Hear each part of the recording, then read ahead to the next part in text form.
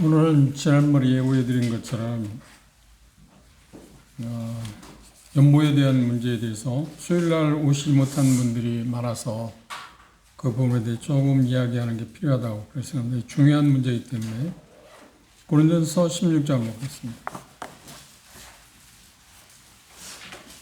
고린도전서 16장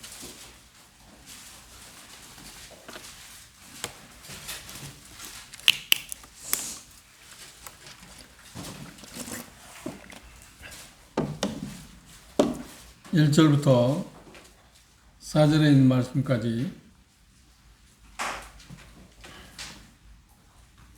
한 절씩 교독하겠습니다. 제가 먼저 고린도전서 16장 1절 읽겠습니다. 성도를 위한 연보에 대하여는 내가 갈라디아 교회들에게 명한 것 같이 너희도 그렇게 하라. 내 전날에 너희 각 사람이 집에 따라 모아두어서 내가 갈 때에 연보를 하지 않게 하라. 내가 이럴 때 너희의 인정한 사람에게 편지를 주어 너희의 은혜를 예루살렘으로 가지고 가게 하리니 만일 나도 가는 것이 없다면 그들이 나와 함께 가리라. 예, 우리가 매주 수요일날 고린도전서를 공부했습니다. 그래서 지난 수요일날 재미있는 일이 있었는데요. 책거리를 했습니다. 책거리를 했습니다. 깜짝 놀랐는데. 그래서 수요일날 오신 분은 이 부분에 대해서 우리가 생각해 봤습니다. 그래서 수요일날 오시지 않은 분들이 많아서 이 부분은 중요한 의미가 있어서 다시 한번 이야기하겠다고 해서 오늘 이 부분에 대해서 생각해 보자 합니다. 고린도전서 16장의 시작 전에 15장에서는 교리적인 부분에서 그 부활에 대한 교리에 대해서 설명했습니다.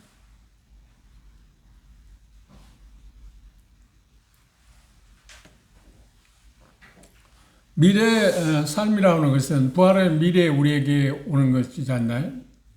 당장에 우리에게 일어나는 일은 지금 현재의 일은 아닙니다. 미래의 일입니다. 주님이 오시게 된다면 살아있는 우리가 변화될 거고 잠자는 자들, 그리스도 안에 죽음을 당해서 잠자는 자들은 부활하게 될 것입니다. 이 부활에 대한 놀라운 교리를 15장에서 말씀하셨습니다.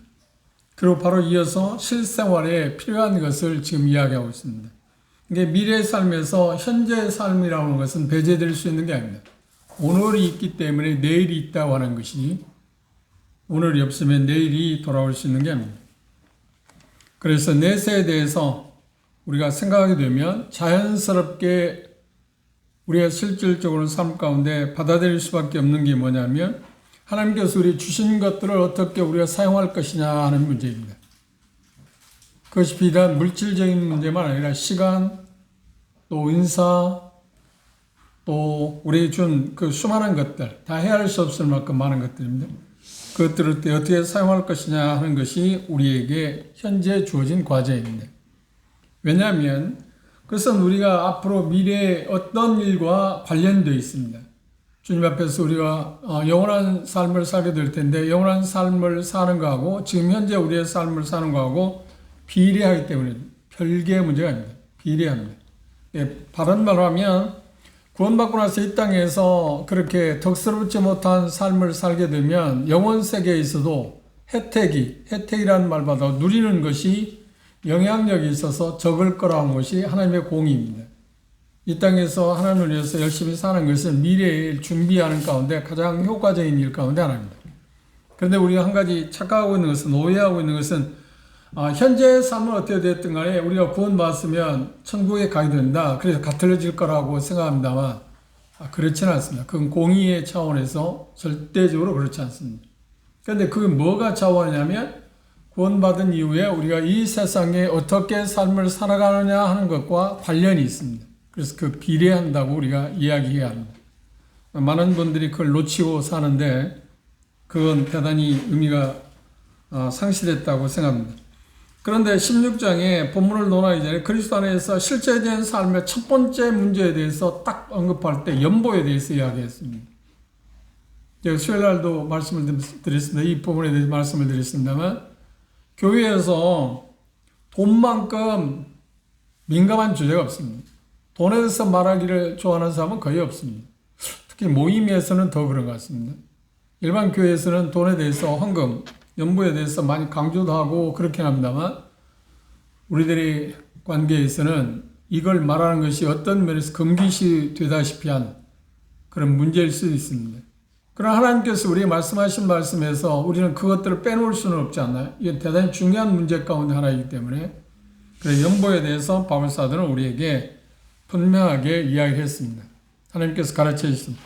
연보라고 하는 말의 뜻은 무엇이냐면 자기의 재물을 내어주어서 다른 사람들을 돕는 것, 물질과 관계되어 있습니다. 하나님께 내게 주신 물질을 내어놔서 드려서 다른 사람을 돕는 것, 그걸 연보라고 그렇게 합니다. 또 하나 의미가 있는데 그건 뭐냐면 주일이나, 그러니까 오늘 여기 이야기하는 첫날이라고, 주의 첫날이라고 이야기했습니다. 주일이나 어떤 축일, 이스라엘 백성들도 우리도 마찬가지입니다. 뭐 생일이라든지 어떤 특별한 일들에 대한 어떤 일들 때문에 축일에 하나님께 제물을 바치는 것, 그것을 가리켜서 연보라고 그럽니다. 헌금의 목적은 어디에 있나요? 연보의 목적은 어디에 있나요? 여기 말씀에서 보면 이렇게 표현했습니다. 돈을 어떻게 버느냐, 물질에 대해서 내가 어떻게 생각하느냐, 보느냐, 어떻게 쓰느냐 하는 것을 보면 그 사람이 영성을 알아볼 수 있다. 그건 틀림없는 말, 정말 틀림없는 말입니다. 그 말은 즉 우리가 물질 관리하는 것을 보면 그 사람이 영적으로 얼마나 성숙한 사람이 아니냐는 것을 쉽게 볼 수 있다고 하는 말과 같은 말입니다. 물질 관리하고 영적인 거하고 별개라고 생각하는 것은 착각입니다. 전혀 그렇지 않습니다. 성경에서 돈은 대단히 중립적입니다. 선도 악도 아닙니다. 그래서 중요한 것은 뭐냐면 돈을 어떻게 쓸 거냐에 따라서 그게 선도 되고 악도 됩니다.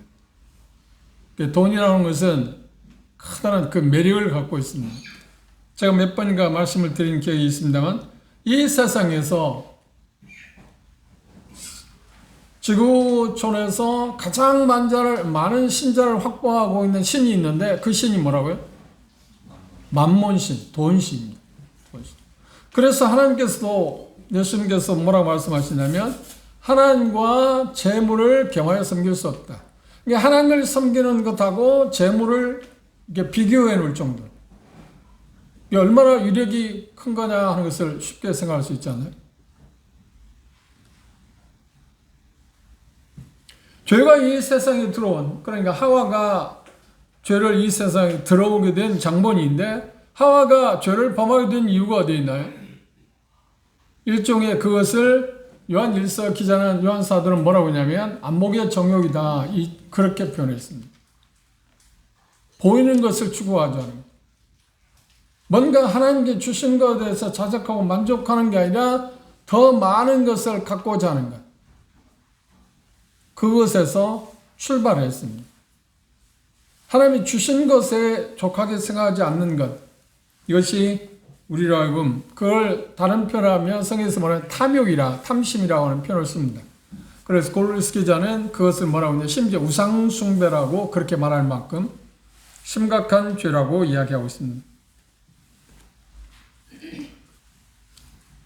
교회에서 돈만큼 민감한 주제도 없다고 그랬습니다. 그러나 모든 그리스도는 돈을 어떻게 쓸 것이냐, 그것에 대해서 우리는 하나님의 뜻을, 하나님의 말씀을 분명히 알아야 하고, 알고 나서 그렇게 우리는 준행해야 합니다. 그런데 어떤 면에서 보면 이게 제일 어려운, 신앙생활에 제일 갈등이 많은 게 이 돈 문제 아닌가요? 돈 문제에 대해서 물질 문제에 초월한 사람이 있을까요? 아니요. 물질 문제에 초월한 사람이 없어요. 심지어 세상 종교 가운데서 뭐 종교를 비판하기 위한 게 아니고, 불교에서는 뭐라고 하냐면 무소유에 대해서 이야기합니다. 한번 생각해요. 인간으로 태어난 사람이 어떻게 무소유를 가질 수 있을까요? 무소유는 대단히 성경적인 게 아닙니다. 사람이 아무것도 안 갖고 살 수 있다? 그런 소욕이 없다? 그럼 죽은 사람이라 해다가 이제 산 사람이라고 하면 소유욕이라는 것은 어쩔 수 없는 본성입니다. 죄성을 갖고 있잖아요. 더군다나. 그래서 성경에서 말하는 말은 무소유를 말하는 게 아니라 하나님이 주신 것에 대해서 감사하는 그 마음. 그러니까 적절한 기준을 갖고 사는 것. 그걸 생각합니다. 그래서 그것을 실천하기 위한 하나의 방법이 뭐냐면 드리는 겁니다. 내어주는, 다른 사람들에게 베푸는 것입니다. 그걸 통해서 내가 여유 있다. 서삭자의 말로 한다면 내가 지금 가난한 사람이 아니고 그래도 여유 있는 사람이라고 나타내는 거라고 이야기합니다. 특별히 연보, 드림에 대해서 그리스도를 향한 하나님의 계획에서 우리는 중요한 요소가 있고 그것에 대해서 우리는 정확히 할 필요성이 있습니다. 연보는 정확히 말한다면 하나님의 나라를 확장하고 예수 그리스도의 이름, 하나님의 이름을 영광스럽게 하는 일 가운데 하나입니다. 그리고 다른 사람의 필요를 공급하기 위해서 하늘에 보화를 쌓는 일 가운데도 물질 관리가 거기에 포함되어 있습니다. 그러니까 하나님 나라에 가서 상을 받게 될 때 많은 부분에서 뭘 하나님이 체크할 거냐면 하나님이 내게 준, 우리에게 준, 나에게 준 물질을 어떻게 관리했느냐 하는 문제에 대해서 계산을 할 것입니다. 이게 가장 큰 항목 가운데 하나일 거라고 생각해요. 우리에게 주신 은사를 어떻게 활용했냐도 체크하겠죠. 그러나 가장 중요한 것은 하나님이 주신 것을 어떻게 사용했느냐, 썼느냐 하는 문제에 대해서 그분이 우리에게 질문할 거고 그에 대해서 우리는 답변을 해야 합니다. 여기 말씀에 본문의 말씀에서 우리가 그동안 하나 놓치고 살았던 게 뭐냐면 우리는 그 말을 들었기도 했을 겁니다. 제가 이야기한 기억이 나니까. 자, 10절 1절에 보시면 성도를 위하는 연보에 대하여는 내가 갈라디아 교회들에게 명한 것 같이 너희도 그렇게 하라. 그리고 2절에 보면 매주 첫날이 무슨 날인가? 주일날입니다. 주일날은 뭐 때문에 모이는 거예요? 뭐 하는 날입니다. 주일날은 뭐 하는 날이에요? 그리스도인죠. 구원받은 우리 주일날은 무슨 날이죠? 뭐 하는 날이죠? 예배하는 날. 주일날은 예수 그리스도에서 부활하신 날이고 그 부활하신 날을 기념하기 위해서 우리는 하나님 앞에 예배하기 위해서 모이는 날이 주일날입니다. 그럼 매주 첫날에 너희들이 얻은 것에 이익을 저축해 둬라. 그래서 내가 갈 때 돈을 연보하는 일을 하지 마라. 이 말씀에서 하나님 강조하는 것은 무엇인가요? 그렇지. 예배와 연보는 관계가 있다, 없다? 있다. 왜냐하면 매주 첫날은 예배하는 날이니까. 그리고 예배라는 말, 어원에서 찾아 예배라고 하는 그 말의 뜻은 뭐냐면 가치 있는 것. 가치 있는 분에게 가치를 돌려드립니다. 그러니까 가장 존귀한 분에게 존귀를 돌려드린다는 말이 예배라는 말입니다. 그래, 예배를 우리가 생각할 때, 우리가 이제 배우기를 뭐냐, 드리는 거라고 하잖아요. 뭐 요구하고, 뭐 그런 게 아니고, 드리는 거라고 하잖아요. 드리는 것. 그러면 드린다고 할 때 예배, 매주 첫날에 우리가 하나님께 예배하기 위해서 모일 때 드리는데, 뭘 통해서 드리는 거예요? 찬송을 통해서 드리고, 감사를 통해서 드리지 않나요? 그런데 그 드리는 것 가운데 빼놓을 수 없는 게 뭐냐면, 바로 물질이라고 하는 겁니다. 그 연보, 헌금. 그런데 중요한, 여기서 우리 짚고는 말할까, 액수를 말하지 않습니다. 성경 액수를 말하고 있지 않습니다. 액수를 말하고 있어요. 우리가 잠시 후에 이야기할 겁니다. 11조? 그게 성경적인가? 아니요. 지난번 전국 사역자 수양에서 전국에 있는 여러 형제 자매들에게 뭐 몇 명인지 나와 통계를 안케이트 조사한 게 있는데 그 중에 무슨 항목이 있냐면 100 몇 가지인가 조사해 본 것 같은데 제 기억에 남는 것 가운데 몇 가지가 있는데 그 중에 하나가 뭐냐면 헌금은 어떻게 하십니까? 할 때 70 몇 프로가 11조가 성경적이라고 대답을 했어요. 우리가 대다수가 그렇게 알고 있습니다. 근데 그게 사실 맞을까요? 하나님께서 우리 그리스도인들에게 구원받은 우리들에게 11조에 대해서 언급을 했을까요? 우리가 수입에 11조를 드려야 한다고? 근데 우리가 일반적으로 그렇게 생각하고 있지 않나요? 그런데 엄격하게 말하면 11조는 유대인들에게 일종의 그것은 뭐냐면 의무입니다. 의무가. 우리가 드리는 이 연보는 그리스도인들이 구원받아 드리는 의무는 의무가 아니라 특권이고, 그렇죠? 의무하고 특권은 전혀 다른 것입니다. 자원하에서 우리는 드리는 거, 우리가 구원하신 그분을 향해서 감사한 마음으로 우리는 드리는 거지 의무감으로 드리는 건 아니잖아요. 11조는 의무감이라니까요. 일종의 조세예요. 세금이야. 그런데 그것 자체를 우리가 구원을 못했어요. 그리고 11조는 반드시 어디에 드려야 하냐면 성전에 갖다 드려야 돼요. 성전에 갖다. 지금 성전이 존재하고 있나요? 그러면 성전에는 우리가 사람들이 생각할 때 근본자적으로 안 받아들이고 영적으로 생각해서 교회다. 그러면 교회에 드린다. 아니요. 성전이라고 했으면 그냥 성전이에요. 말라기서 이야기하고 있는 거예요. 그리고 말라기서 3장에서 말하면 11조를 드리지 않으면 뭔가요? 하나님의 것을 도둑질한 거다. 왜 세금을 포탄한 것과 같다는 겁니다. 그런데 우리 그리스도인에게 11조를 안 하면 도둑질한 거야. 하나님의 것을 도둑질했나요? 또 하나 문제 되는 게 뭐냐? 11조를 하면 물질적으로 복을 주겠다는 거예요. 그러면 11조를 하지 않으면 저주를 받겠다는 거예요. 여러분 11조를 제대로 다 했나요? 그런데 하나님 말씀하신 수입의 총 수입의 10분의 1을 내라는 거예요. 근데 여러분들 이렇게 살아오는데 구원받고 나서 그걸 하셨나요? 여러분 양심대로 이자까지 꼬박꼬박 11조를 제대로 했다고 할 사람이나 10분의 1을? 그렇게 못하면 어떻게 해요? 저주를 받는다. 그렇게 한 사람에 의해서 복을 받는다. 창고만 넘치게 하는 거예요. 그런데 그 말을 오해해가지고 우리에게도 11조가 우리에게 주어진 규례권이 생각하는 거예요. 거기까지 나가는 사람도 있고 거기까지 안 나갈 줄 그게 기준점이어야 한다고 생각하는 사람도 있어요. 그런데 하나님이 우리에게 말씀하시는 것, 신약에 와서 말씀하시는 바는 그게 아니라고 하는 것을 우리가 잠시 생각해 볼 것입니다. 그러면 헌금의 용도는 어디에 있나요? 헌금의 용도는 하나님께서 우리에게 말씀하신 것은 가족의 필요를 먼저 공급해야 합니다. 우리가 돈을 받게 되면 수입을, 헌금의 용도가 아니라 그 수입을 갖게 되면 하나님께서 우리에게 돈을 받게 한 재능이나 어떤 것을 통해서 수입을 얻게 되면 그걸 갖고 어디에 써야 하냐면 먼저 가족의 필요를 공급해야 합니다. 이게 대성경입니다. 가족의 필요를 공부하지 않으려는 것은 그 문제가 있는 것입니다. 왜 김현전서 그랬잖아요. 과부에 대해서 60세 이상 등 과부를 경계하는 일에 대해서 뭐라고 하냐면 돌아보지 않은 것은 믿지 않는 이방인과 같다. 이방인 더 못한다. 가족을 돌아보는 것은 당연합니다. 그리고 또 하나는 뭔가요? 가족을 돌아보는 데 써야 할 뿐만 아니라 또 하나는 우리가 어떤 부채가 있다면 그 빚을 갚는 일에 애를 씁니다. 우리가 다음에 볼 것입니다만 로마 13장에 자랑의 빚 외에는 다른 빚도 지지 말라고 하는 것에서 우리가 빚을 지고 사는 것은 하나님께서 원하는 게 아니다. 빚을 절대로 치지 말라는 얘기가 아닙니다. 그때 가서 자세히 봅시다. 그걸 그렇게 오해하는 사람이 있습니다. 그런데 성경에서 말하면 그건 아닙니다. 그러나 빚을 갚는 것, 빚을 갚는 일에 최선을 다하는, 내가 어떤 수입을 얻었을 때 매월 수익의 이익금이 얼마씩 그 빚을 갚는 일에 꼭 투자를 해요. 그래서 빨리 그 빚을 청산하는 쪽으로. 그리고 또 하나는 이게 우리가 잘 몰랐던 게 뭐냐면 장래 미래를 위해서 저축하는 것을 우리가 전에는 죄악시했습니다. 아니요. 그런데 하나님 말씀에서는 잠언 기자는 특별히 그런 표현하고 있는데 미래를 위해서 저축하는 것도 필요합니다. 그럼 얼마큼 할 거냐 하는 것은 각자의 분량에 따라서 해야지만 미래를 저축하는 게 필요합니다. 그래서 초기에는 제가 1세대니까 1세대는 보험 드는 것도 범죄 죄라고 생각했어요. 그래도 저도 보험 드는 게 얼마 안 돼요. 보험 드는 것도 죄라고 생각했어요.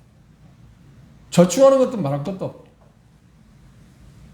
그만큼 다른 말하면 좋은 긍정적으로 말하면 대단히 순수했다는 말일 수 있고 단순했다는 말이 있습니다. 그냥 하나님의 말씀을 자세히 들어보고 또 배우가 보는 가운데 실질적으로 어떤 문제에 부딪히기도 하고요. 아무 준비도 안 했는데 어떤 문제 받을 때 왜 이게 도대체 그런다면 하나님께서 뚝 떨어지게 돈을 주는 거야? 그렇지 않잖아요. 그래서 저축 그것도 필요합니다. 그런데 그것에 우리가 마음을 다 빼앗기면 안 되겠죠. 그죠? 저축은 필요하긴 합니다. 그런데 그 전부 마음을 빼앗기는 겁니다. 저축도 필요할 거고요. 우리가 생각해야 할 것들 가운데 빼놓을 수 없는 것들이 그런 것들입니다. 그리고 우선순위가 뭐냐면 가족이나 빚을 갚는 거나 그 다음 미래를 위한 저축하는 건 그거 다 필요한 겁니다. 그러나 그보다 우선하는 게 뭔가요? 하나님 나라의 확장을 위해서 먼저 떼어놔요. 이게 한 달에 수입이 딱 들어오면 그 가운데 먼저 무엇부터 계산하는 우선순위가 먼저 뭐라고요? 먼저 너희는 하나님 나라와 그 의의를 보라 했잖아요. 우선적으로 먼저 떼어놓아야 할 것이 하나님 나라의 확장을 위해서 떼어놓는. 그런데 그게 지금 고린도후서 8장 9장에 보면 비례 11조 10분의 1을 떼어놓으라는 게 아니라 비례해서 이익을 얻은, 여기 말씀에서 이익을 얻는 대로, 이익을 얻는 대로. 그리고 나서 그것 가운데서 가족을 위해서 구애하고 또 빚을 갚는데 미래를 위해서 해야 한다고 이야기했습니다. 조금 전에 말씀드린 것처럼 연보는 하나의 의무라고요? 아니라고요? 의무가 아니라 하나의 뭐라고요? 특권이다. 그래서 고린도후서 8장에 보면 은혜라고 표현했어요. 하나님께 우리가 하나님 누구 성도들 위해서 연보를 할 때 그걸 헌금을 드리는 것은 특별한 특권인데 그게 하나님 주신 특별한 은혜 가운데 하나입니다. 정말 놀라운 이야기입니다. 그런데 우리는 헌금, 연보에 대해서 할 때 짐을 느끼지 않나요? 아니요, 짐을 느낄 필요 없어요. 이건 즐거움으로 내는 것이죠. 부담 가질 게 아닙니다. 비율에 대해서도 내가 정하는 거지 누가 정해줄 수 있는 것은 아닙니다. 생각보다 훨씬 자유스럽다는. 누구에게 만일에 11조를 딱 정해면 딱 정해졌잖아요. 한계가 어떤 융통성이 전혀 없잖아요. 물론 하나님께서 11조 내라고 했으면 그런 거 융통성이 있던가 해야겠죠. 이야기 나왔으니까 11조에 대한 모순점이 하나 있습니다. 11조의 모순이 뭐냐면 한 달에 1,000만원의 수익을 얻었습니다. 한 사람은 B라는 사람은 한 달에 100만원의 수익을 얻었습니다. 1,000만원의 수익을 얻은 사람 11조를 내면 얼마 남죠? 계산을 잘 못합니까? 그렇지 않으면 아침을 안 먹고 왔나요? 비 맞아갖고 머리가 좀 계산이 잘 안 들어갑니다. 1,000만원 수익을 받아서 11조를 내고 나면 얼마 남죠? 900만원. 자기를 쓸 돈이 900만원 남았어요. 100만원 수익 사람이 11조를 내면 얼마 남죠? 그럼 뭐 게임이 됩니까? 공평해야 한다고 하는 표현하거든요. 이건 조세 문제예요. 조세. 세금과 같은 거예요. 그렇죠? 그런데 그리스도인의 삶은 세금을 내고 나머지 우리가 살아가는 거잖아요. 우리가 그런 어떤 걸 낼 수 없는 헌금, 낼 수 없는 상황에서도 극한 가난에서도 마그네냐 성도들은 예루살렘에 있는 성도들을 위해서 최선을 다했다. 각각 자기들이 하나도 빼놓지 않고 자기 할 수 있는 만큼 다. 우리가 사도행전 11장 공부했죠. 안디옥 교회의 특징이 뭔가요? 예루살렘 교회가 흉년 들어서 성도들이 힘든다는 말을 듣고 그 먼 거리에 있는 안디옥 교회 성도들께 각각 부족, 그러니까 헌금을 했다. 가까이란 말이에요. 빠짐없이 누구나 다 참여했다는 거예요. 어떤 사람은 오늘날 역사로는 10만원 낸 사람도 있을 거고 100만원 낸 사람도 있고 어떤 사람은 5천원 낸 사람도 있고 100원 낼 수 있는 사람도 있는 게 아니에요. 그렇게 다 각각 냈다는 거예요. 그거 정해진 게 아니에요. 얼마나 그 아름다운 모습입니까? 그런데 중요한 건 뭐냐면 자기가 낼 수 있는 것이 한 100만원밖에 안 되는 100만원밖에 안 되는데 낼 수 있는 건 모으고 하면 최대로 할 수 있는 100만원인데 마게도냐 성도한테는 110만원 했다는 거예요. 150만원 했다는 거예요. 힘이 지나다. 그거 뭐 때문인가요? 그렇지. 사랑 때문에. 사랑 때문에. 그걸 우리가 쉽게 예를 들면 부모님들이 자녀들을 위해서 뭔가 쓰려고 할 때 어떻게 쓰는가요? 다 계산하고, 야, 너는 큰 자식은, 큰아들 너는 이만큼 주겠다. 이걸 이만큼 쓰겠다. 딱 구분해 놓나요? 그렇게 하나요? 안 그러잖아요. 그렇게, 대충 그렇게 계획을 세웠을 때 어떤 문제가 생기면 어떤 거예요? 그럼 다, 원전이 다 송두리째. 아니면 심지어 어떻게 해요? 대출 받아서 뭐 빚을 얻으라도 하지 않나요? 그 왜 하냐고 하면 뭐라고요? 당신이 갚을 능력이 때문에 왜 하냐고 뭐라고 그래요? 사랑하는 자식이니까. 사랑은 이해할 수 없는 행동을 하면. 주님이 우리를 사랑하신 그 사랑 때문에 그게 감격해서 우리가 드리는 것이지. 그러니까 11조는 뭔가 뭘 받기 위해서 하는 거잖아요. 저주를 안 받고 뭘 받기 위해서? 복을 받기 위해서 하는 거예요. 그런데 우리 헌금은 뭘 받기 위해서 하는 게 아니잖아요. 받아서 감사함으로 드리는 거예요. 그 자체가 다른 겁니다. 그런데 왜 그걸 그렇게 연결시키려고 그러는 거예요? 그런 깊이 있는 것을 우리가 잘못 생각하기 때문에 그런 생각을 할 수 있다고 생각할 수 있습니다. 두 번째, 그 연보를 어디에 써야 하는가요? 여기 표현하고 있는 첫째는 가난한 성도들의 필요를 공급한다고 했어요. 여기 지금 고린도전서 16장에는 예루살렘 교회 가난한 성도들을 위해서 갈라디아 지역이나 지금 고린도 아가야 지역, 그 마게도니아 지역 성도들이, 교회들이, 데살로니가 지역 교회들을 됐고, 모든 예루살렘 교회를 제외한, 예루살렘에 살고 있는, 지역에 살고 있는 형제 자매들을 제외한 다른 이방인 형제 자매들이, 그 예루살렘에 있는 형제 자매들이 기근 때문에, 어렵기 때문에 그걸 돕기 위해서 특별한 지금 연보를 한 것입니다. 그 지역교회에 필요한 것을 위해서 연보한 게 아니고, 지금 여기 내용, 그렇죠? 그런데 고린도서 8장, 9장에는 지역교회에 필요한 것들도 지금 이야기하고 있어요. 그러니까 여기는 1차적인 게 뭐냐면, 가난한 성도들, 어려움을 겪고 있는 성도들을 위해서 연보를 했어요. 그러면 생각해 보십시오. 우리들, 여러분 형제들이 있잖아요? 형제들이 있습니다. 형제들이 있는데, 어떤 형님이 아니면 누나가, 동생이 어떤 어려움을 겪고 있다고 생각해 보십시오. 어려움을 겪고 있을 때 여러분들은 그를 어려움을 돕기 위해서 물질이 필요하다 할 때 도움을 주기 위해서 뭐 암 때문에 투병한다 그래서 아마 5억이 나왔다고 생각해 보세요. 병원비 5억이라고 생각해요. 그러면 내가 할 수 있는 게 1,000만 원은 할 수 있겠다 하고 생각하겠지만, 그래도 계산하면 잘 안 맞으니까 어떻게 해? 뭐 1,500만 하지. 예. 힘 써서 하는 게 아니에요. 왜요? 사랑 형제니까. 사랑 형제. 형제니까 어려움을 보고 그냥 넘어갈 수 없잖아요. 그런데 사랑하는 형제 자매들, 예루살렘 교회 형제 자매들이 위해서 자기들이 지금 복음이 전해졌잖아요. 그런데 그들이 어려움을 겪고 있다고 할 때 먼 지역에 있는 이방인 성도들이 도와야겠어요? 나몰라 그래요. 강건도 불국인? 예?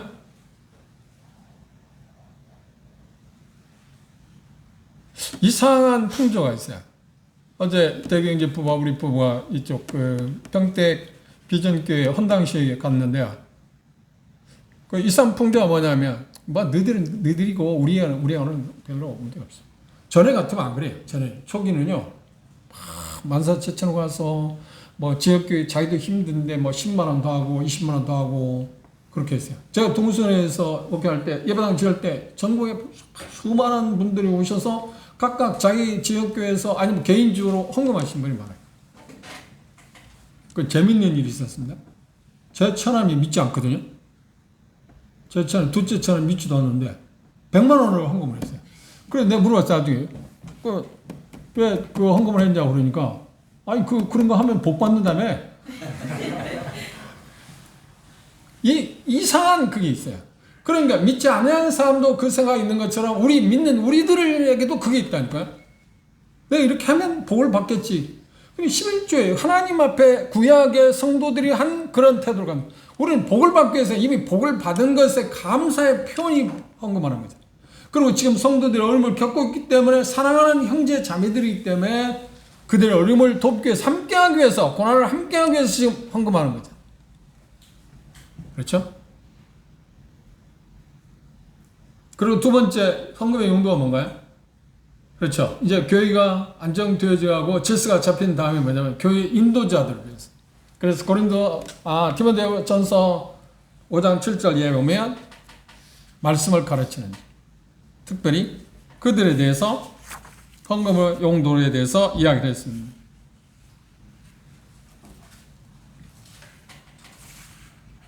그 외에도 우리가 한 가지 빠뜨리고 있는 게 뭐냐면 구제, 이방인들 가운데 어려움을 겪고 있는 사람들을 돕는 것, 그것도 우리 필요합니다. 그리고 우리 교회 내에 우리가 알고 있는 형제 자매들 가운데 어려운 형제 자매들을 위해서 돕는 것, 그렇죠?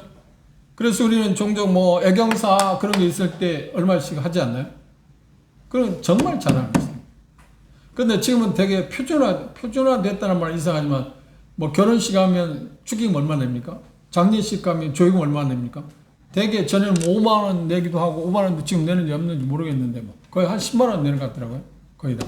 그런데 재밌는 이야기는 예식장에 부부가 참석을 했는데 10만 원 내면 제대로 된 겁니까? 안 돼요? 그 뷔페 식당에 뷔페식이 얼마라고요? 어떤 데는요 5만 원짜리 그렇지 않아요. 그죠?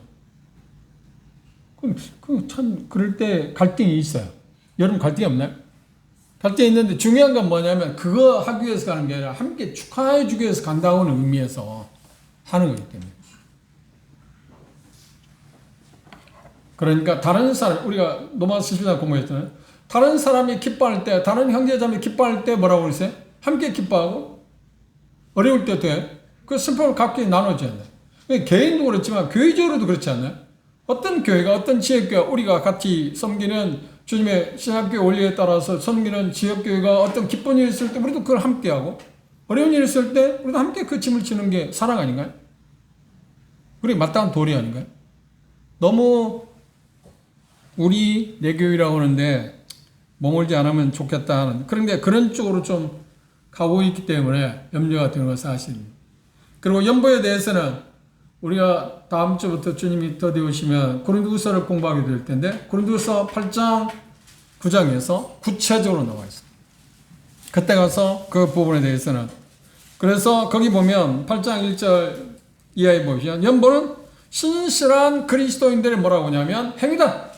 다시 한번 정상적인 그리스도인의 빼놓을 수 없는 일종의 표시가 하나 있는데 그게 뭐냐면 헌금이다. 이해하시나요? 여러분 그런 생각을 해보셨나요? 그리고 아까 말씀드렸어요. 왜 말씀하는 대로? 주의 첫날에 우리는 예배에 하나님께 드리기 위해서 찬송과 기도를 통해서 하나님께 드립니다. 그리고 물질을 통해서 하나님께 드립니다. 그럼 물질을 통해서 드린다는 말은 무슨 말이에요? 그렇죠? 물질을 통해서 드린다는 말은 이런 의미가 있습니다. 우리가 가지고 있는 그 모든 것을 누가 주셨죠? 하나님이 주셨습니다. 그러면 하나님께 물질을 드릴 때 예배 참석하기 전에 물질을 예배의 한 부분을 드린다고 하는 말은 뭐냐면 하나님이 주신 이 모든 것이 하나님이 주신 건데 그것의 일부를 나눠 하나님께 드립니다. 그 말은 뭐냐? 그것을 그 표현을 통해서 드리는 걸 통해서 뭐냐면 이 모든 것의 주인이 바로 하나님이라는 사실을 인정하는 표시라니까요. 인정하는 표시. 하나님이 나에게 주신 은혜입니다. 그래서 그 은혜에 대한 것을 나는 하나님께 되돌려 줌으로 인해서 돌려드림으로 인해서 내가 그걸 인정합니다. 시인합니다 하는 표시라니까요. 그럼 반대로 그렇게 하지 않는다는 말은 무슨 말인가요? 아, 하나님 주신 게 없습니다. 아, 내가 준 거, 내가 얻은 거, 내가 다 얻었고 이건 전부 내 것입니다 라고 하는 말과 여러분 그렇게 생각하는 사람 없잖아요. 내 것이라고 생각하지 않는다. 그런데 그걸 드리지 않으면 뭐냐면 이건 내 것이라고 하는 거가 똑같아요. 하나님의 것이라고 인정하지 않는다고 하는 말 같습니다. 다시 말씀드립니다. 이게 민감한 문제입니다. 제가 이런 이야기를 한다고 해서 여러분들 헌금을 지금 재촉하거나 촉구하기 위해서 하는 이야기 아닙니다. 그거 아무 상관이 없어요. 중요한 건 뭐냐면 액수에 대해서 언급을 하지 않았습니다. 이게 최소한 주일 첫날 예배를 올 때 액수와 상관없이 뭘 준비하고 와야 한다? 헌금. 그런데 10%나 안 되면요. 잘 안 돼요. 그래서 외국에 하면 지금도 여전히 하고 헌금계 빠뜨릴 수 있으니까 저 헌금계 까딱 잡아서 넣고 안 넣고 올 때 있죠. 저도 스파나 교회는 했는데 어떤 다른 지역교회 가면 그러니까 제가 계속 주마다 다니는 교회는 그렇지 않습니다. 모임은 그렇지 않습니다. 어떤 특별한 집회가 있어서 가게 되면 까딱 집어두면 들어갈 때 안 넣고요. 저라면 제주 집회를 갔지 않아요? 근데 주일날 그런데 예배 드리는 순간에 헌금을 안 놓고 왔어요. 그런데 그 중간에 내가 나가는 것도 앞에 지금 자리 잡는데 나가는 것도 그렇고. 그래서 제가 좀 죄송합니다. 때 끝나자마자 같이 되었다. 그리고 끝나는 순간 갖다 놨어요.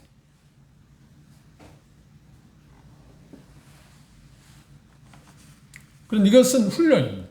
어떤 면에서 11조는 우리에게 좋은 면도 없잖아요. 어떤 거예요? 훈련. 그리고 꼬박꼬박 뭔가 계산해 보는 그런 생각도 있습니다. 그래, 그걸 고린도후서 8장 1절에서 8절까지 정리해 보면 간략하게 합니다. 연보는 하나님의 은혜다. 1절에 나왔어요. 연보는 하나님이 주신 은혜다. 1절. 참 신기하잖아요. 한번 생각해 보세요. 하나님은 오늘 사회자 어제 얘기하잖아요. 하나님 모든 걸 갖고 계시잖아요. 그런데 그분에게 뭔가 우리가 줄 수 있다는 생각이 들어요. 이상한 일이냐 아닌가? 나를 구원하시고 전능자 창조주인 그분에게 내가 뭔가를 드릴 수 있다? 이것보다 큰 특권이 돼요. 옛날에 이 시절 때 조선시대에 뭐라고 하나요? 각 지역에 특산물이 있었잖아요. 특산물을 왕에게 바칠 때 뭐라고 하는 게 그걸? 진상품이라고 했어요. 그런데 그걸 바칠 때 그들은 정말 기쁨으로 했어요. 그걸 바치면 2,000쌀이 유명하면 2,000쌀을 드릴 때 2,000쌀을 갖다 주면 왕 임금이 뭐 2,000에 뭐 지금으로는 시민이나 뭐 사는 사람들이 뭔가 큰 혜택을 주기 때문에 그런 거야? 아니, 그게 상관없이.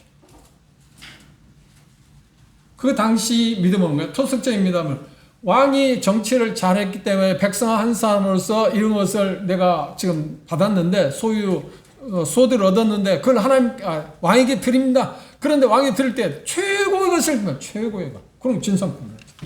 각 지역 특산물 있잖아요. 그죠? 근데 그걸 드리면서 정말 그건 자랑이 있어. 우리 지역에서만 나는 특산물이기 때문이고 그걸 왕에게 드릴 수 있다. 그럼 지금도 가끔 그래. 이건 그 지역의 특산물이에요. 진상품이었다고 말이죠. 그런 생각에서 하나님께 우리가 뭘 드린다? 하나님께 드린다고 할 때 우리는 진상품을 드려야 합니까? 아니면 뭐 흠있는 걸 드려야 합니까? 진상품 중에 진상품을 드려야 하는 게 아닙니다. 왜? 그분은 누군가요? 우리를 구원하신 분 아닙니까? 그리고 우리를 보호하시고 우리 필요한 것을 지금 공급하신 분 아닙니까? 그런데 그분에게 뭔가 뭘 드릴 수 있다? 그것보다 큰 은혜가 어디 있네. 정말 큰 은혜. 그 다음 8장 2절에 보시면 연보는 어려운 상황을 좋아합니다. 극한 가난 가운데서도 그들이 많은 것을 드렸다고 나와 있습니다. 2절 하절에 보면 연보는 기쁨으로 했다. 즐거움으로 했다. 나중에 구체적으로 우리가 공부할 것입니다. 그 다음 네 번째는 뭐냐. 극한 가난. 가난에도 구입하였죠. 내가 뭔가 소유하지 않았기 때문에 하나님께 드릴 게 없어 라고 하는 것, 그 말이 안 된다는 거예요. 가난해도 상관없이 그들은 드렸다. 2절에 보면, 그리고 또 2절에 보면, 연보는 어떻게? 넘치도록 했다. 후했다. 왜? 사랑 때문입니다. 또 하나는 힘대로 했다. 비례. 힘에 따라. 자기 이익을 얻은 것에 따라서 했다. 그 다음, 7번째는 뭐냐면, 희생적이다. 힘에 지나도록. 희생적이다. 그리고 8번째는 뭐냐면 자원해서 다시 말하면 자발적으로 했다는 겁니다. 이게 연보이죠. 그런데 11조는 어떤 건가요? 자발적으로 한 건가요? 아니요. 의무적으로 했다는 거. 그러면 11조에 대해서 간략하게 개괄적으로 봅시다.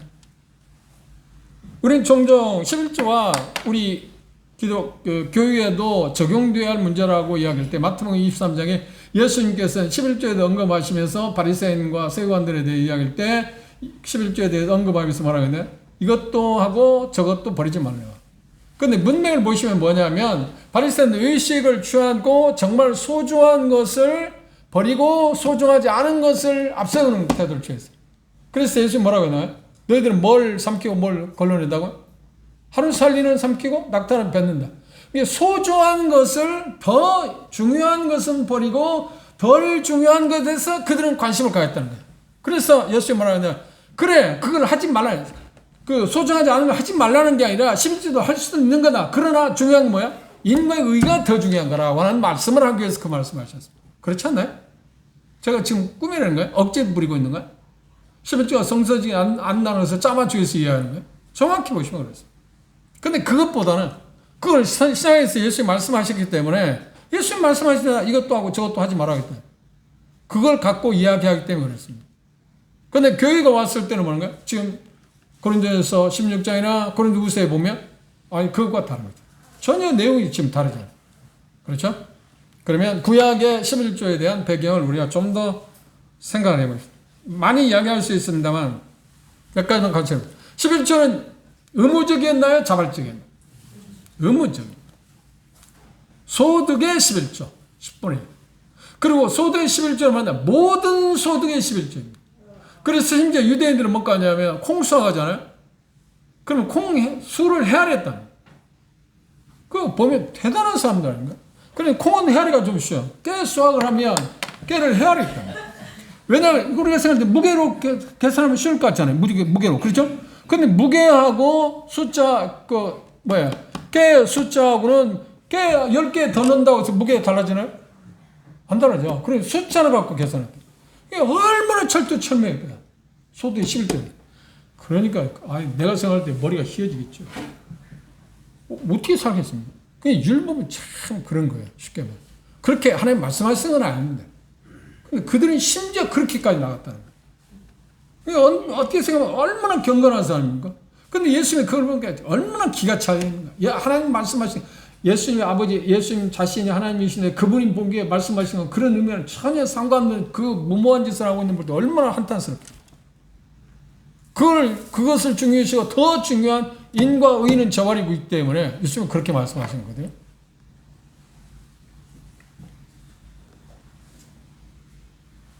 그래서 11조에 대해서 구약의 율법에서 나왔기 때문에 율법적인 것과 이제 벗어났기 때문에 우리는 해당하지 않는다. 그것 문제입니다. 그 말도 맞는 겁니다. 그래서 말하기는 그 이야기를 하면 아브라함은 창세기 14장에 11조를 했잖아요. 그걸 우리가 이제 봅시다. 이제 본문을 우리가 보고 확인해 보면 되거든요. 창세기. 제가 계속 강조한 게 뭔가요? 성경을 볼 때 항상 문자의 의미를 정확히 봐라. 문맥을 정확히 살피라고 했습니다.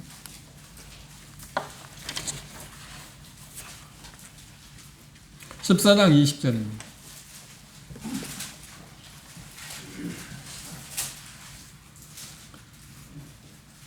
자기 조카 롯이 잡혀가서 그를 구출하고 나서 그것을 전리품을 얻었습니다. 전리품을 먹고 돌아올 때 아비멜 멜기세덱이라는 대제사장이 나타났습니다. 그리고 그에게 하나님의 제사장을 했습니다. 19절 그가 아브라함에게 축복하여 가로되 천지의 주제시오 지극히 높으신 하나님이 아브라함에게 복을 주시옵소서. 20절 너의 대적을 내 손에 붙이신 지극히 높으신 하나님을 찬송할지로다며 아브라함이 그 얻은 것에서 얼마를 드렸다고요? 10분의 1을 멜기세덱에게 주었다. 자, 여기 말씀 가운데 얻은 것에서 10분의 1. 소득의 11조가 아니라 얻은 것이라고 할 때 얻은 것은 뭔가? 전리품의 10분의 1. 아브라함이 자기 이 전리품을 갖고 자기 소득의 10분의 1을 바친 일 있나? 바쳤나? 여기 말씀 가운데? 아니요, 그건 말한 게 아니에요. 가서 전쟁터에서 얻은 그 전리품의 10분의 1을 드렸지. 자기 소득의 10분의 1을 드린 게 아니에요. 그러니까 구약에서 말하고 있는 모세 율법에 의해서 말하고 있는 11조의 개념은 아니라고 하는 말이에요. 무슨 말 아시겠죠? 아브라함이 지금 말고 소득을 엄청나게 많이 갖고 있잖아요. 그 10분의 1을 말한 게 아니라니까요. 그냥 전리품의 10분의 1을 드렸다. 그걸 알지 못해 아브라함이 10분의 1을 드렸으니 우리도 10분의 1을 드려야 한다고? 아브라함이 10분의 1을 드린 거 아니에요. 11조를 한 게 아니라니까요. 그냥 단순히 전리품의 10분의 1을 드렸지. 그게 소득의 11조를 드렸다. 구약에는 뭐라고 해요? 율법 뭐야? 소득의 11조다니까. 1년 내에 얻어진 소득의 11조. 그걸 드리라고 했어요. 그 차이를 여러분들이 이렇게 해가지고.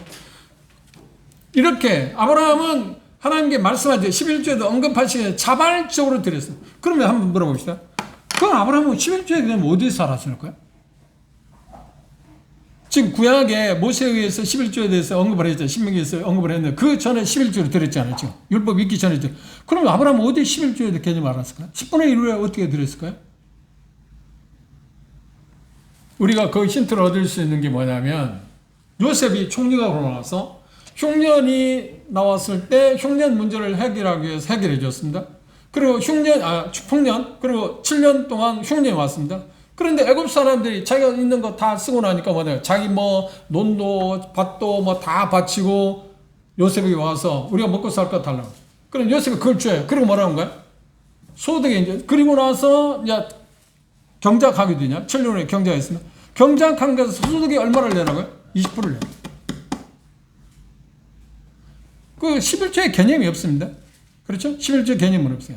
그런데 그걸 통해서 뭐냐? 그 당시 고대에 그런 쪽에 어떤 문화가 있었다고 우리는 추정할 수 있어요. 성경에 없어요. 문화가 있었다 추정할 수 있어요. 그것에서 아브라함은 아마 그런 어떤 문화에 영향받아서 최대한도로 자기를 축복하는 사람에게 할 수 있는 일이거든. 그러면 아브라함이 멜기세덱에게 11조를 전리품의 10분의 1을 바쳤잖아요. 10분의 1을 받을 때 저주를 안 받기 위해서, 그리고 아니면 그 멜기세덱 특별한 축복을 받기 위해서 했나요? 이미 축복을 받았기 때문에 감사해 뭘 했냐? 그렇죠. 받았기 때문에 감사하죠. 받으려고 한 게 아니라니까. 그러나 구약 성경에서 얘기하는 11조는 뭐예요? 복을 받기 위해서 하는 거라니까. 복을 받았기 때문이 아니라. 그리고 반대로 뭐예요? 부정적인 쪽에서 저주를 안 받기 위해서. 전혀 다른 증이잖아요. 그러면 좀 더 이제 구체적으로 실질적인 문제를 한번 가볼까요? 11조에서 빼놓을 수 없는 게 뭐냐면 구약에는 일반적으로 11조가 의무적으로 바쳤습니다. 그런데 11조가 딱 3번 있었어요. 그것을 정확히 통계를 말하면 1년에 소득의 11조입니다. 얻은 것에 이익의 총계를 내가지고 그것에 11조를 내야 했습니다. 그게 첫 번째 11조입니다. 그리고 두 번째 11조가 뭐냐면 그 11조를 내고 난 다음에 그러니까 100이 있었다고 하면 90만 원을 드렸습니다. 10만 원을 드렸습니다. 90만 원 가운데 또 11조를 떼어 있어요. 90만 원 가운데 11조는 얼마인가요? 그러면 9만 원입니다. 그러면 앞에 10만 원 뺀 거하고 하나님께 바친 거하고 또 9만 원, 19만 원 지금 낸 겁니다. 이 9만 원을 어디에 냐면 10만 원을 어디에 냐면 레위 지파들. 레위 지파들을 위해서 하나님께서 레위 지파들에게 기업을 주신 일이 있나요? 없어요. 그들이 말하는 내가 하나님께 말하는 내가 너희들의 기업이다. 내가 너희들의 기업이다. 하나님께서 뭐 공중에서 하늘에서 뭐 그들 필요한 거 공급하겠다는 게 아니야. 이스라엘 백성 11지파가 그들이 하나님께 제사장 역할을 하고 하나님을 섬기는 일에 대행하는 일을 하기 때문에 그들의 삶을 누가 책임져요? 백성이 책임져야 되잖아요. 백성이. 그래서 하나님 말씀하기를 레위 지파에 대한 기업은 나라고 표현했을 때 백성들 하여금 공급하게 하겠다는 말이에요. 우리도 마찬가지 지금 앞에서 왔잖아요. 연보는 누구 대상이 누구에게 한다? 일꾼들에게 하는 그 이유도 그렇죠. 공급하는 쪽에 있기 때문에 그렇죠. 그것과 좀 우리가 비교해 볼 수는 있습니다. 그 다음 세 번째 11조가 있어요. 두 번째 11조 말고 세 번째 11조가 있어요. 매 3년마다 지금 이와 같이 첫 번째, 두 번째 11조를 하고 나서 3년마다 또 어떻게 하냐면 또 11조를 했어요. 그러면 세 번째 3년 되는 해 11조는 자 소득의 11조 냈습니다. 100만 원 수입이면 지금 10만 원 냈습니다. 그죠? 그리고 두 번째 11조 90만 원에서 또 11조 내니까 얼마 냈나요? 잘라놨나요? 9만 원 잘라놨어요. 19만 원입니다. 거기서 또 10만 원을 뺐습니다. 11조를 또 냅니다. 그러면 얼마? 3년째는 얼마 내는 겁니까? 3년째는 얼마 내는 거냐고요, 그러면. 계산을 잘못했습니다. 자, 처음 100만 원 수입이 있는데 첫 번째 11조에 10만 원을 냈잖아요. 그렇죠? 이제 90만 원 있잖아요. 지금 자기가 가지고 있는. 두 번째 11조, 90만 원 11조 내니까 얼마네요? 9만 원 냈어요. 9만 원 냈어요. 9만 원 냈으면 지금 자기가 갖고 있는 거 얼마입니까? 81만 원 남았어요. 81만 원 가운데 3년째는 그걸 했어요. 계속 하다가 1년, 2년 그렇게 하다가 3년째는 뭐냐면 그것에 또 11조를 냈어요. 81만 원 11조는 얼마입니까? 8,000원. 그러면 자기가 갖고 있는 건 3년째는 얼마입니까? 자기가 가지고 있는 전체가 약 22% 내지 23%를 내는 거예요. 계산하면 유대인들이 11조를 낸 건 아니라니까. 일종의 뭐냐면 세금이라니까. 세금. 그러면 첫 번째 그 11조는 누구를 위해서 썼다고요? 레위 지파, 레위 사람들을 위해서. 두 번째는 누구? 가난한 사람들, 과부, 고아들을 위해서. 그리고 세 번째 11조는 경사. 그러니까 이스라엘 나라의 종교적인 행사 그것들을 위해서 필요한 거죠. 그걸 내놓은 거죠. 그래 정확히 말하면 유대인들 1년에 얼마쯤 22% 내지 23%를 냈습니다. 10조 아닙니다. 정확히 말하면. 일반적으로 11조라고 할 때 소득의 11조라고 하면 첫 번째 11조만 생각하기 때문에 이것이 성경에서 구체적으로 확실하게 설명하고 있습니다. 그걸 참고해서 제가 성경을 다 찾아보지 않았습니다만 자, 첫 번째 11조 레위기 21장 30절 33절이 있습니다. 끝나가서 한번 찾아보십시오. 그리고 남은 것의 11조 두 번째 11조는 신명기 12장 17절 18절에 나와 있습니다. 그럼 마지막 11조는 매 3년마다 신명기 14장 28절에 29절. 그래서 이 세 가지를 합하면 1년에 보통 얼마 정도 된다고요? 22% 정도를 냈다. 그래서 이건 세금입니다.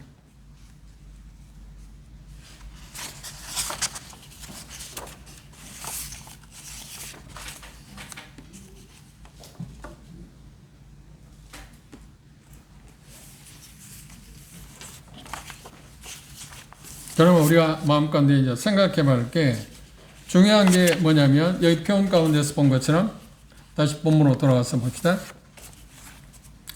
11조가 우리에게 주는 의미 가운데 빼놓을 수 없는 것들에 대해서 오늘 우리가 생각해 봤습니다. 그러면 우리는 지금 현재 11조에 대해서 영향을 받는 게 아니라 어디에 관계에서 한다고요? 비례에 의해서. 비례. 수입의 비례에 의해서. 그런데 수입의 비례에서 하는데 그거에 대해서 우리는 어떤 생각을 가져야 하냐면 어떤 생각을 가져야 한다고요?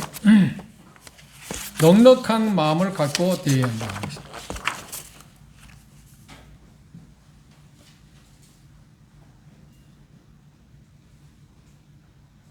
그런데 구약에 11조가 있었던 게 자발적인 드림이 있었습니다. 모세 시대에 11조가 있었습니다. 조금 전에 이야기한 것을 그렇게 바쳤습니다. 그런데 성막을 지을 때 여러분 기억하시나요? 출애굽기 25장 성막을 지을 때 뭐냐면 너희들에게 자원에서 뭐라고요? 물품을 제기했어요. 금은, 동, 의복, 실, 뭐 그런 여러 가지 것들을 가죽 뭐 여러 가지들을 제시하고 그것들을 가져오셨어요. 그런데 그걸 관리하는 사람들이 모세에게 가서 말했어요. 너무 넘치다. 차고 넘칩니다. 이제 더 이상 가져오지 말아 가십시오. 그건 자원한. 하나님께서 이스라엘 구약시대 율법 아래에 살고 있는 이스라엘 백성들에게 있어서도 뭐가 있냐면 자원하는 헌물이 있었다는 거예요. 쉽지 말고. 그리고 그들 가운데서 우리가 그런 표현을 하는데 유대인들이 소대 11조를 내야 하잖아요. 소대 11조를 내야 하는데 그 룻기에서 보면 그냥 보아스가 자기 일꾼들이 뭐라고 하냐면 룻이 이삭 줍기를 했잖아요. 이삭 줍는 것을 보고 이상한 일꾼들이 일하고 어쩔 수 없이 자기도 모르게 버려진 걸 줍는 거잖아요. 그게 이삭 줍는 거잖아요. 근데 보아스는 룻을 돕기 위해서 뭐라 일꾼들에게 추수하는 일꾼들에게 일부러 버리라. 일부러 버려. 그건 일종의 뭔가요? 자기 수입의 일부분을 그게 많은 것은 알지만 일부분을 어떻게 했다는 거예요? 그 과부를 위해서 지금 준 거란 거죠. 그리고 그를 보낼 때 어떤 거예요? 추수한 것에 얼마를 싸주잖아요. 첫 번째 만남에서. 그리고 시어머니를 가서 공개하라고. 그럼 보아스는 철저하게 율법에 따라 11조를 했을 겁니다. 그런데도 자기는 여유 있게 그걸 또 썼잖아요. 예, 지금 성경에서 말하는 가장 중요한 건 뭐냐면 자발적인 드림이 있었다는 거예요. 삭개에 보십시오. 우리가 잘 알고 누가복음 19장에는 삭개 부자였잖아요. 그럼 예수님께서 그에게 뭔 11조 내라온 이야기 있었나요? 언급 안 했어요. 예수님 만나자마자 그런 뭐라고 했어요? 자기가 착취한 것에 얼마나 갚겠다고요? 4배로 갚겠다. 왜 4배로 갚아요? 자발적인 드림입니다. 요구한 게 아니야. 예수님이 그럼 제자들 나 부자인데 좀 내놓으십시오. 우리가 지금 예수님 섬기는데 자원이 부족한 게 지금 당신 부자잖아. 그리고 착취했잖아. 그럼 그걸 지금 내놓으라 하는 일 있을까요? 아니요. 그런 게 아니에요. 제자들에게 나눠준다는 게 아니라 준다는 게 아니라 자금을 그쪽에 대준다는 게 아니고 뭐라고요? 내가 그 사람이 어떤 사람에게 해를 끼치는 사람인데 4배를 갚겠다. 이게 자원하는 거예요. 왜 그랬을까요? 삭개오가 왜 당신은 그렇게 멍청한 짓을 하냐고 하면 뭐라고 할까요? 예수님을 만났기. 자기도 모르게 예수님이 그를 변화시켰어요. 그 전까지 수전도 있잖아요. 물질을 모기해서 자기가 평생 이렇게 삶을 살아온 사람입니다. 그래도 법적으로 문제가 안 되니까 노마법이 그걸 허용하니까. 유대인들은 그걸 역적이라고 하고 수전으로 하고 악인이라고 할지 몰라도 상대하지 세리라고 해서 상대하지 않을지 몰라도 전 인간 사회에서 아무 문제 법적으로 허용된 거죠. 적법한 거예요. 그 부자 됐어요. 그런데 예수님 만나고 자기 양심에서 문제가 생겼습니다. 그래서 4배를 갚고.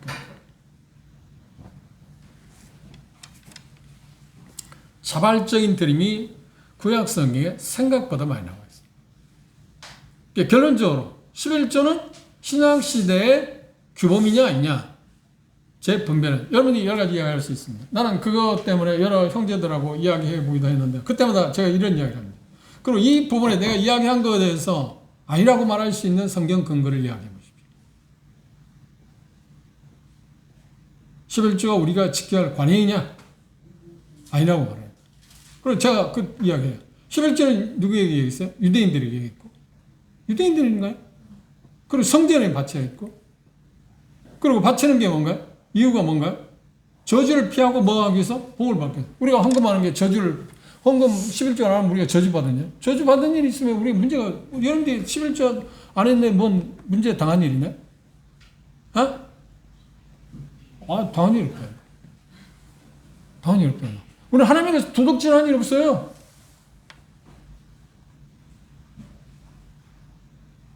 단지 하나님의 보물을 쌓는 일에 문제가 있었을 뿐이죠. 자, 이 부분에 대해서 여러분들은 좀 매이지 마세요. 그런데 중요한 것은 뭐냐면, 중요한 건 어떤 분이 그런 말을 했어요. 일리 있다고 이야기해요. 11조가 율법하에서 사는 유대인들에게 11조가 근거가 되었다면, 우리에게는 은혜 속에 사는 사람들은 어떻게, 그걸 넘어서야 할까요? 낮아야 할까요? 당연히 넘어서야 되죠. 그건 모르는 말이에요. 그러나 그 기준을 갖고 생각하는 말이죠. 그런데 우리 생각, 저도 그리고 우리가 한 가지 받아들일 거면 그 선을 넘어서자. 은혜니까. 그죠? 자원하는 마음, 즐거운 마음, 기쁜 마음, 비례해서. 그러니까 어떤 의무감에서 우리는 이제 은혜로, 그리고 의무감이 아닌 어떤 특권으로 우리는 하나님께 연보한다고 한 겁니다. 오늘 말씀에서 가장 중요한 게 뭔가요? 예배 시간에, 예배에는 헌금과 동떨어지는 게 아니다. 어떤 극적으로 말하면, 좀 강하게 말한다면, 예배를 드리러 왔는데 찬양도 하고 감사도 했습니다. 헌금을 안 했으면 지금 나는 온전한 예배를 드렸나 안 드렸나? 그렇죠. 예배 한 부분이 지금 빠져있네요. 골이 안 들어갔죠. 오늘까지는 여러분 몰라서 그렇다고 할지라도 이제 다음 주에 오실 때는 어떻게 하냐? 꼭 준비하고 오세요. 액수를 지금 이야기합니까? 아니요. 여기 액수를 몇 개 적게 하죠. 자기 스스로. 누가 정해줄 수 있는 것도 그리고 하나님께서 고린도서에 보면 없는 것을 하나님이 요구하지 않습니다. 빚을 내서 하라고 하는 거 아니야. 그렇지 않습니다. 내가 얻은 것의 일부를 하나님께 드립니다. 그것이 얼마가 됐든가, 양이 얼마나 됐든 간에 자원하는 즐거움으로 내면 하나님 기뻐하신다. 하나님의 기준은 우리는 좀 다르잖아요. 우리는 많이 내면 좋은 거라고 생각하잖아요. 하나님 그럴 것 같잖아요. 그렇지는 않습니다. 나는 자원한 마음으로 하는 것. 그것이 하나님께 요구하는 사항이다 생각하고, 그 구체적인 그 부분에 대해서는 우리가 차후에 고린도서 8장 공부하면서 구체적으로 생각해 보도록 하겠습니다. 기도합시다.